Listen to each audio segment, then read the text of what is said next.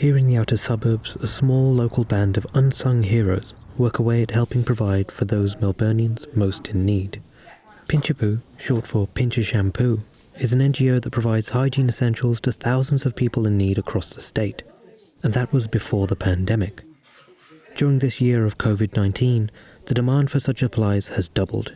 That demand comes as families begin to hurt financially. Hygiene poverty is a real problem in this country that we're not talking about. Those vulnerable groups became so much more visible, and international students was the biggest one for us. And it's probably taken up a good 40% of the aid that we've done during that time. And hygiene is the first thing to go when you have to feed your bellies. But as the effects of coronavirus were felt further into the year, many households continued to feel the pinch, not just for hygiene products, but also for other essentials such as food. Initially we started cooking probably 200 meals a week to help those people. And soon as we started cooking the meals, and then the pandemic hit, and the numbers have gone to like probably 500-600 meals a week.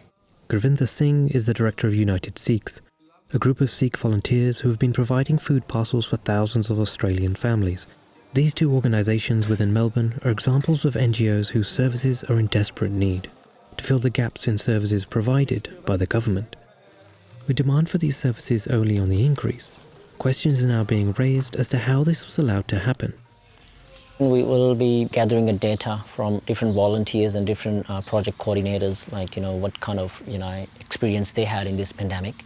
And based on that, we will be having tough questions with the councils and with the member parliaments in this area, so how the government is going to cope up for future. We need these kind of system in place. If something happens, we don't have to wait for other NGOs or other organizations or other volunteers to come in, The government should come up with some sort of concrete plan. For now, these NGOs will be continuing to help families throughout emergencies where they can, whether it be bushfires or pandemics.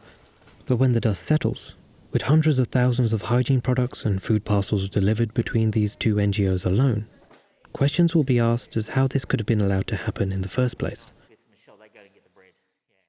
I'm Arjun Bogle, reporting for The Citizen.